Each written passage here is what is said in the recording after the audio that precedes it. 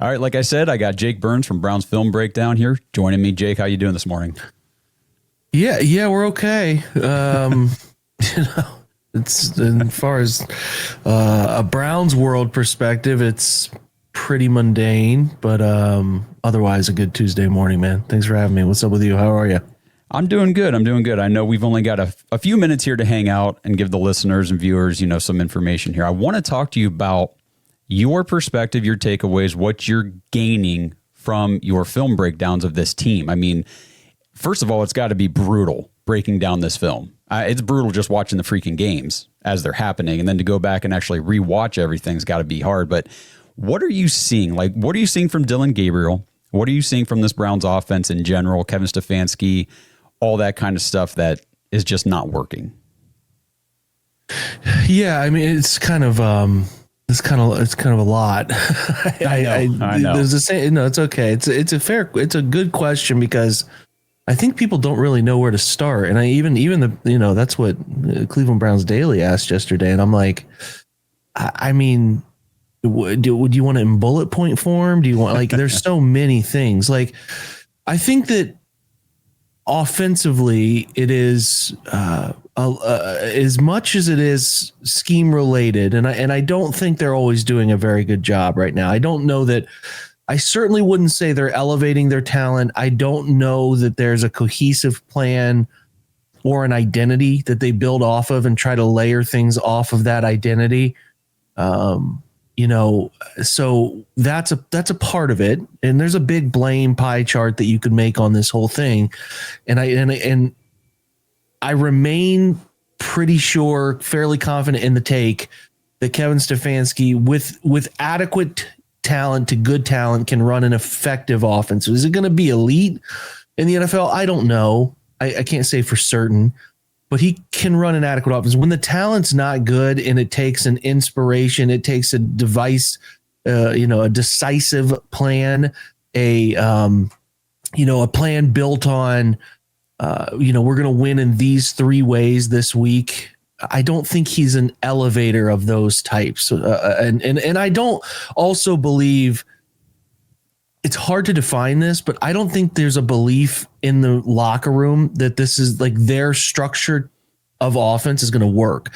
So what I mean by that is, like, I don't see an inspired group of guys who are very attention to detail driven, who know that if they do their job, it's going to work. It feels like it is a collection of paychecks happening on the offense. And I don't mean that to sound crass, but like, they don't feel to me like a group who but like there's a buy-in and belief. What I would say is go watch some of the other really effective offenses. And I would even say, watch how New England played offense in this past game. They play harder. They play with a conviction about where they're going, what they're doing, and how they're doing it. That is the belief in the huddle of, like, this call is going to work. And if we just execute it, it's going to work. We have a belief that what they're giving us is going to pan out if we just do our job. Whereas I don't very often get that vibe, especially when the game wears on. You have 2 or 3 series where they obviously had a nice script on the opening drive, which hit on some really nice, fun plays that I thought were noteworthy. Obviously, Malachi Corley's jet sweep, which I think he's an extension of the run game as a type of prospect coming out into the NFL world. And like, you hit that, he plays 4 snaps. So he plays 3 snaps the entire rest of the game.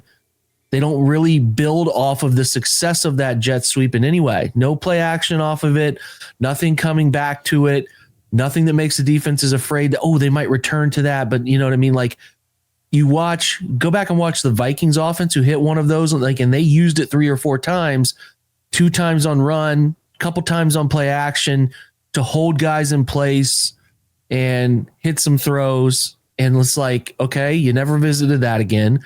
You have a nice little insert corner route from the fullback who's fanning on the play for a touchdown. Didn't really revisit anything off of that. There's no building and layering. And like that, from that, I think there's just a lack of an identity. So like, so often they put themselves in 2nd and 8+, that then they try to run in a very vanilla way usually just between the tackle box. There's so little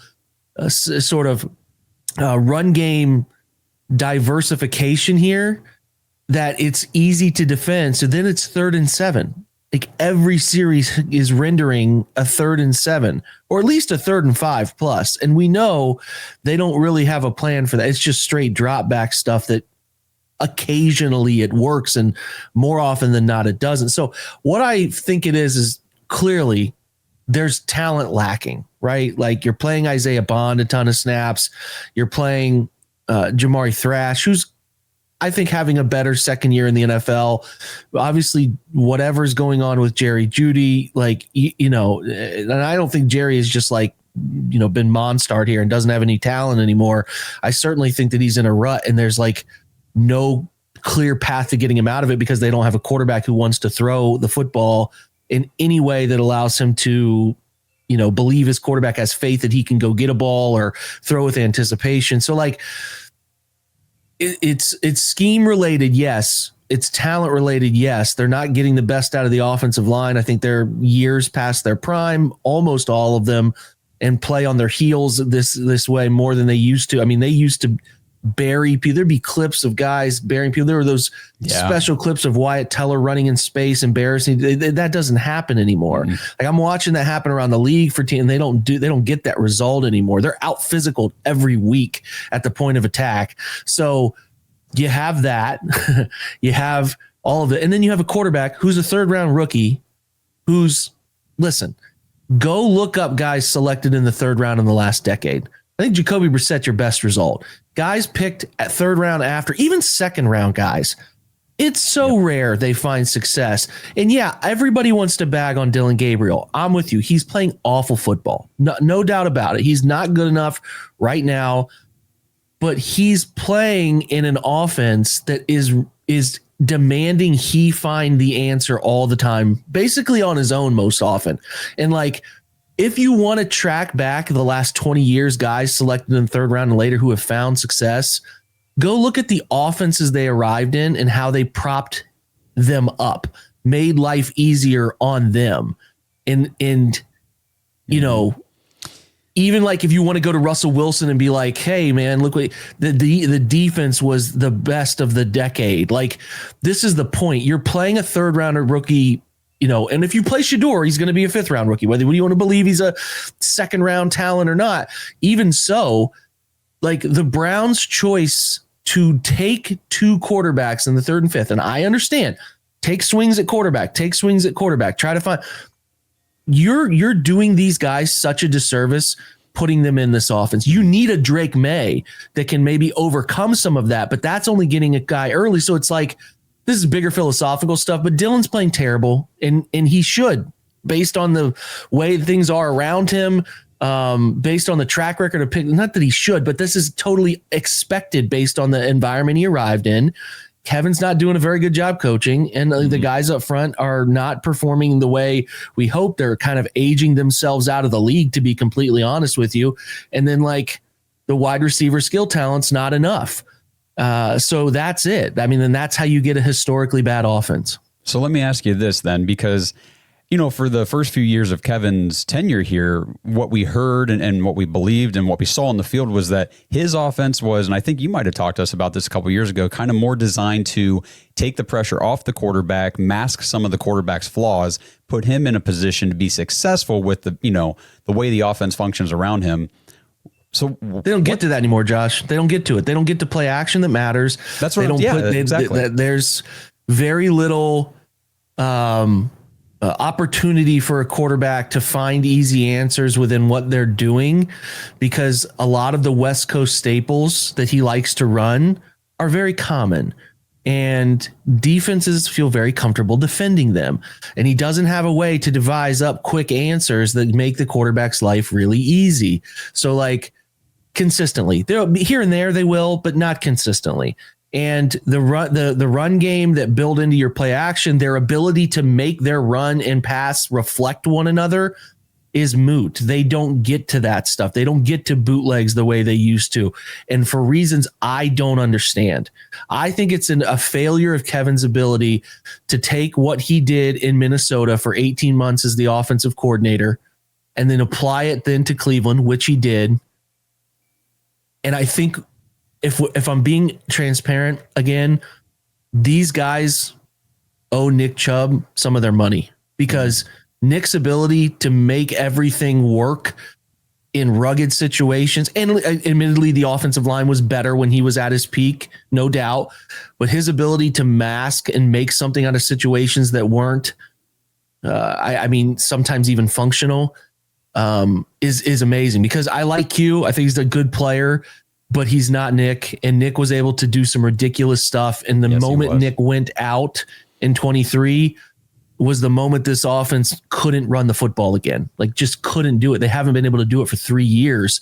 So like, to me, Kevin's ability to adapt from what he did in Minnesota with the Kubiak structure to what he did his first year and second year in Cleveland. And then the NFL has evolved. Yes. They all defend it now. Every team has seen a variation of it, heavy variations of it. Most teams have cycled through a coach who uses it. And if they haven't, they've at least seen it extensively in the NFL. It's not unusual for defenses anymore the way it used to be. Go back, if you're a real loser like me, like go back and watch like 2020 tape and watch how second level defenders struggled with play action. They would bite so hard on this stuff, man, and create voids and opportunity. His ability to do what he did in that time period of when he was at Minnesota and hired in Cleveland, he's not been able to adapt it like the best in the world have been able to. Go look at the forefront of where Shanahan, McVay, LaFleur, Reed, how these guys have altered who they are and become very moldable into a structure that it fits more of like what defenses are like. They give them looks that are so dressed up. And I tried to highlight this on our Twitter page about a very similar concept run by the Browns and Packers on Sunday. Yeah, that is just completely dressed up differently to make a defense adjust, to make them pre-snap be in one look that has to adjust because of post like motion that's effective and meaningful. He can't solve it. And I don't mean to be like me. He might be a good head coach. He might be a good leader. And I think all that's true. He's a great, seems like a great guy, but I don't think he has the ability here to evolve in a way that is keeping up with how defenses have evolved. And he's easy to defend. He's easy to defend. And he also doesn't have very much talent. And if you don't have that kind of talent, you also, again, it all gets magnetized, man. Like it's all going to be on top of each other. And if you have a lack of talent, you have a lack of diversity, and you have a lack of adaptability in your process of calling plays.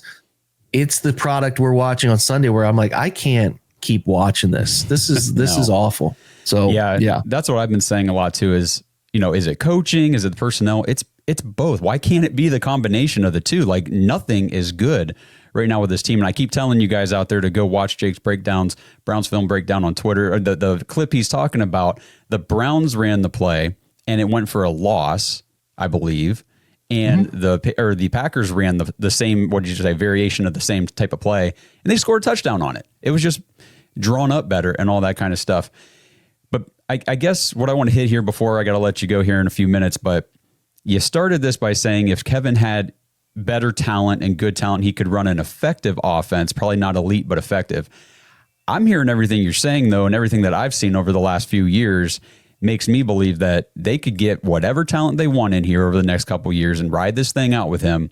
I've been saying to Blake for weeks now, I don't think he's going to be the coach to get us past a certain point ever because of his inability to adapt and adjust. And there's nothing. We've seen it for 6 years now. And if you're not going to change at this point, it's not going to happen, at least in my opinion. What do you think about that? It's all what, you want to tolerate, which just sounds silly, well, but like, I'm tired of tolerating losing. We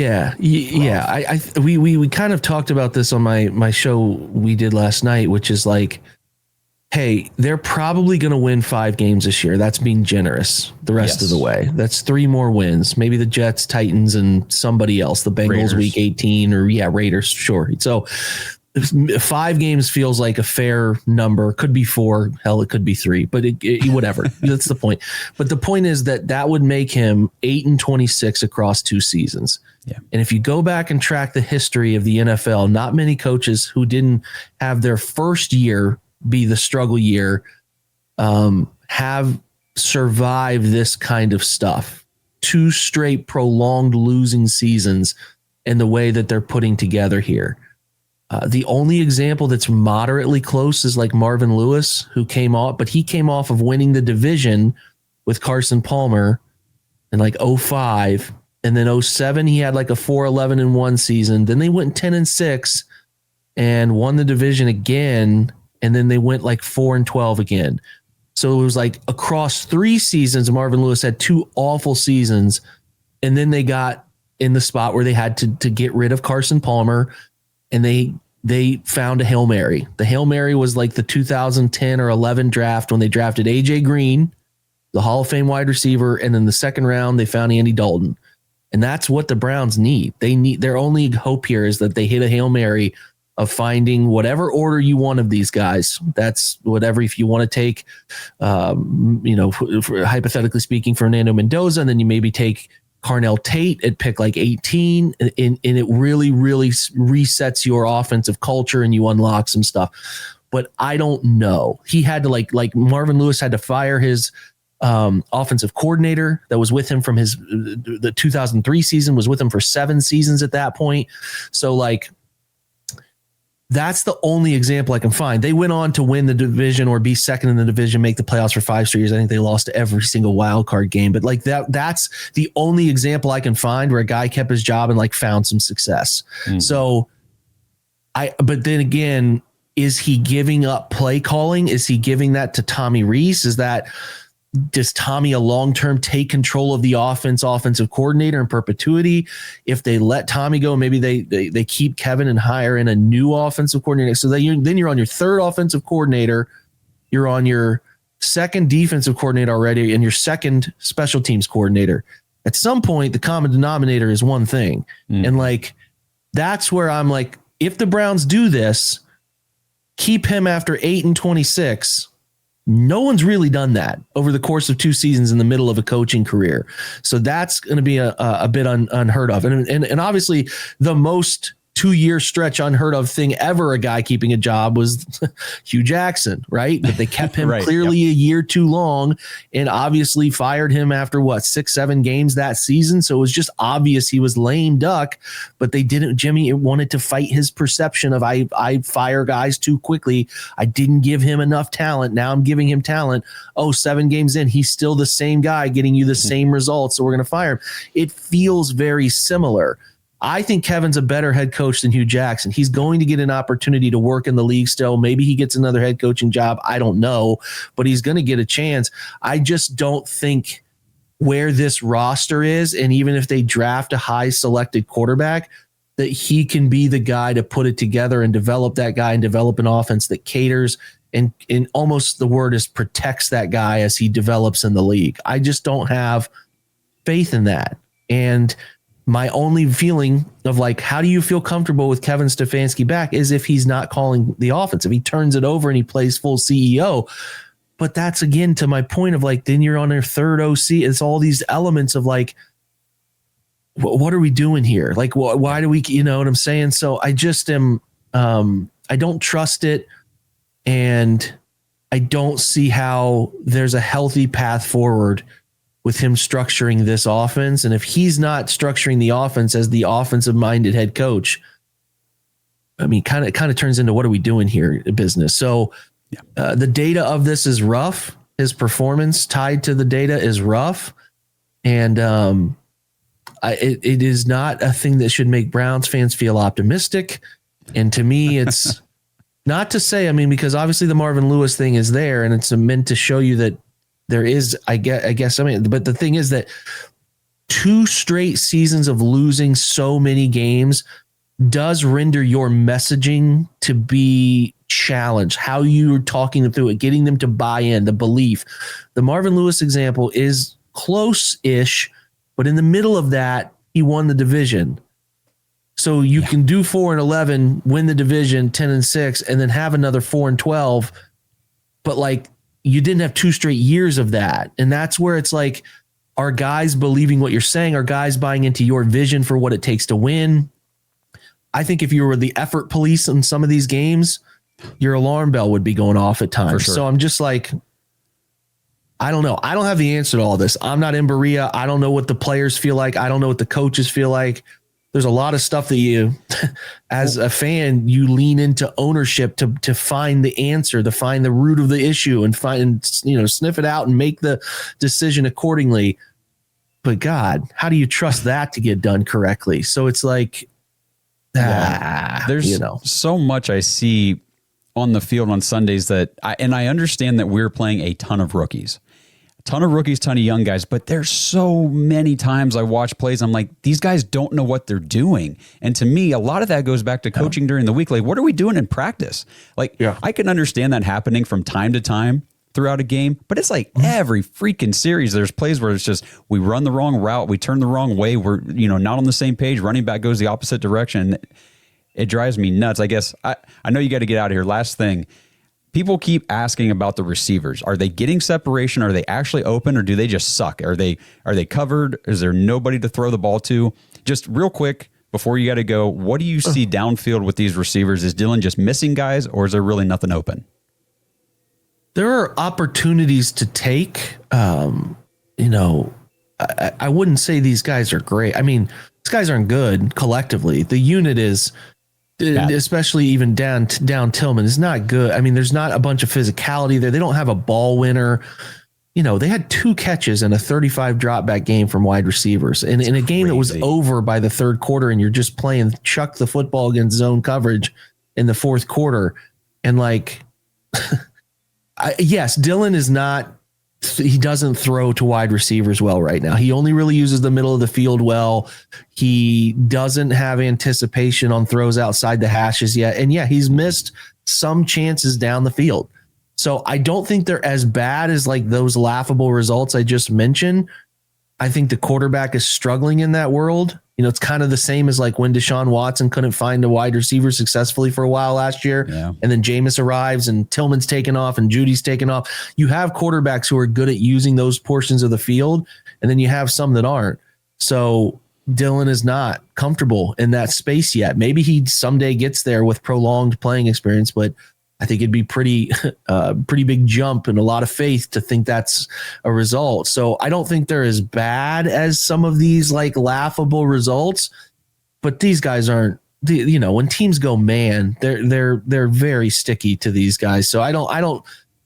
There's not a bunch of openings, but there's also not any footballs being thrown that throws them open or gives them an opportunity to go win a ball downfield. Right? Like, I don't think that's happening either. So, big blame chart. It's all spread around, but for sure. I mean, when you got Mark Schlereth on the broadcast pretty much saying, I have no idea what these guys are trying to do here with this wide receiver core.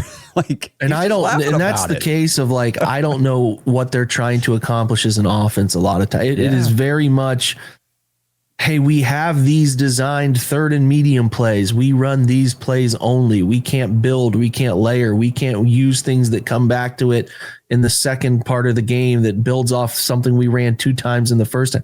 They have like a very small, finite set of those things they bring in week to week, but it's a cluster, man. It is really bad. And if I have to watch them hand the football off into a 9-man box on 2nd and 9 one more time, I'm going to lose my mind because I don't understand what they're doing with this stuff. But Yep. It's a tough time right now, especially I feel for you breaking down the film all because you got to go back in and rewatch all this crap and try to analyze it. But hey, everybody just a reminder of what Jake's doing over at Browns Film Breakdown is excellent work, top notch. And if you want a deeper perspective of the Browns, on Sunday after the game, like what the hell did I just watch? Jake is the place to go. BrownsFilmBreakdown.com. Check him out. Subscribe over there on Substack and follow him on Twitter. He's the man. Thanks, man. I appreciate you having me, and you guys keep crushing it over there. Thanks, man. Thanks for coming on.